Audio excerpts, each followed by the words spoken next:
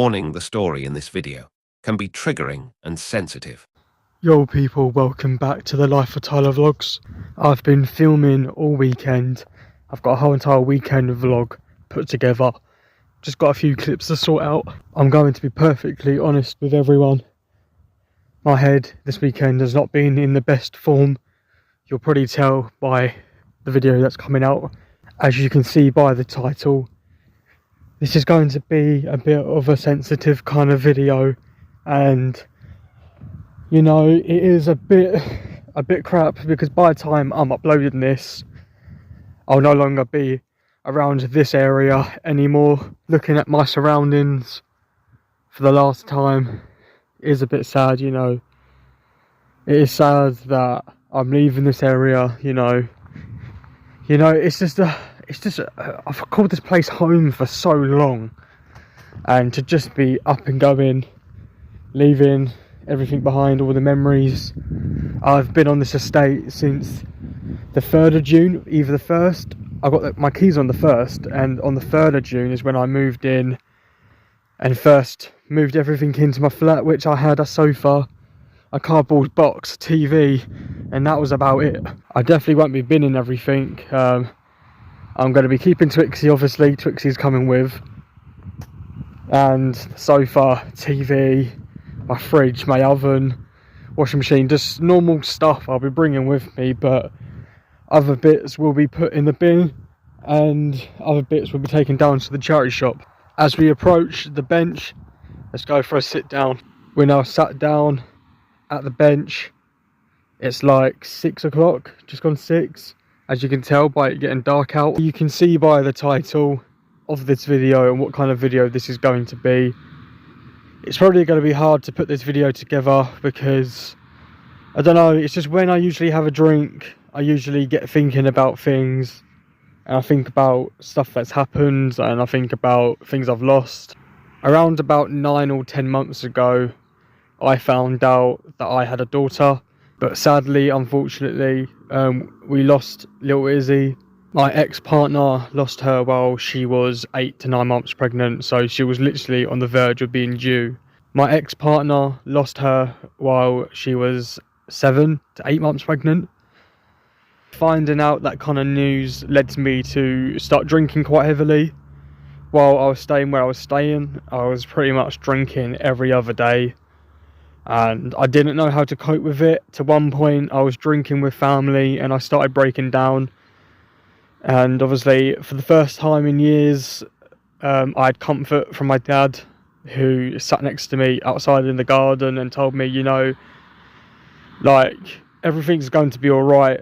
He was just trying to tell me, but at that point in time, I was like, it's not, you know, because the one shot that I had was taken away from me, and I don't find out till 4 to 5 years later after this situation happened. Basically, my ex-girlfriend's ex-partner told me the truth finally because he knew that I needed to know. It's a shame that it took him that long to tell me, but obviously I don't blame him. I don't blame him whatsoever because it wasn't him who was holding that from me. It was her. And, you know, just the whole situation is just, I'm just going to be brutally honest, it's all fucked. Me and my ex-partner, we met at the start of 2019, so we didn't even know each other that well. We weren't really together, but we were together, if you get what I mean. We were just two 18-year-olds who were trying to figure out life. We were both from the care system, and, you know, we both struggled, you know. That's when I started smoking quite bad. I was drinking, you know. I just lost my granddad at the start of COVID at that point as well. It took nearly 5 years for this information to be said to me.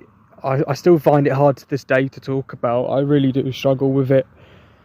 But, you know, turning 24 soon, I need to sort my head out. I need to sort everything out, you know, because, you know, if she didn't lose her, like, basically she lost her due to the fact is that my ex-partner was smoking quite heavily. She didn't look after herself at all. She tried and end her life several times. So obviously she wasn't ready for a child. Tried so hard to help her. Tried so hard to help her through everything, but I was literally one of the only people that was there for her. She didn't have any family. Me and my ex-partner, I say ex-partner, we weren't actually dating, but we had a child together, so there will always be a bond there, you know. I'll never hate her. Obviously I hate her for keeping it from me for so long. I hate her on that front, but I don't blame her. Me and her weren't in the right state to be having a kid. Little Izzy was here now. I'd try my absolute best to be the best dad that I could be, you know. But, you know, it's just obviously I spent the weekend around siblings who are like 5 and 6 years old, and my nephew who's 5. And it's just hit me, you know. It's hit me like, you know, that my little Izzy would be that age by now. She'd be going to school, making friends, doing everything a child should be doing.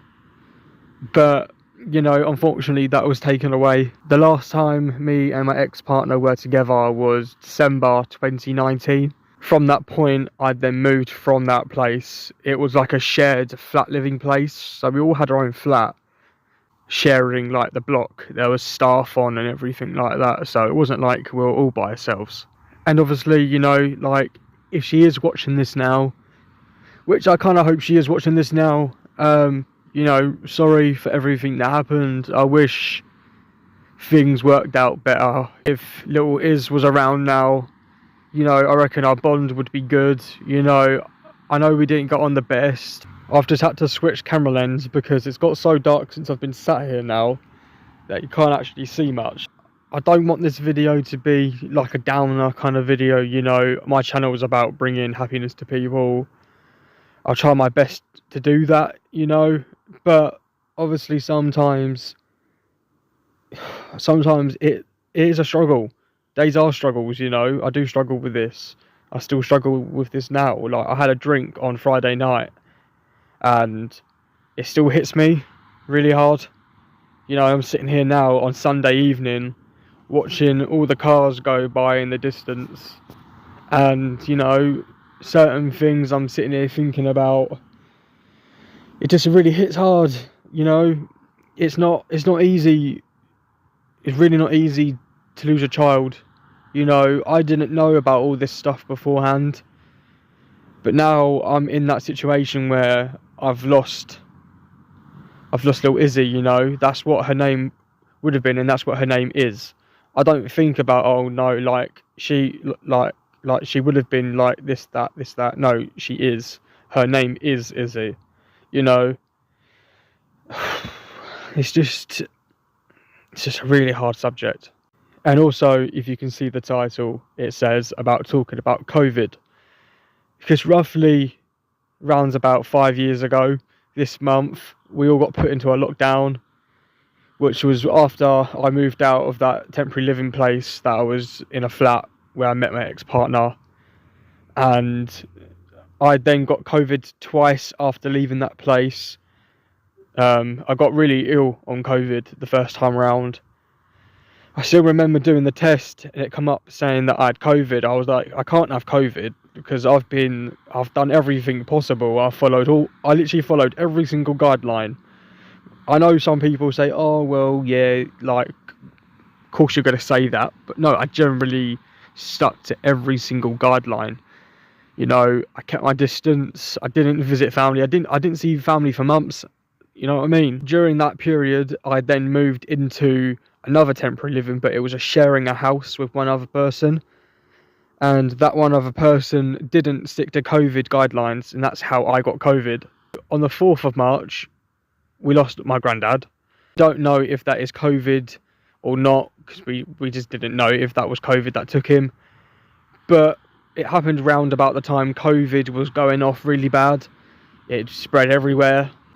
And then obviously on the 13th of March 2020 was then when the whole entire country went into a full lockdown. And no one saw anyone for months, you know, except for my friend who decided it'd be fun to go out with friends, go down to Mackey's and get some food, not stick to any guidelines, have friends over in the house, even though she knew you know, I just lost my granddad.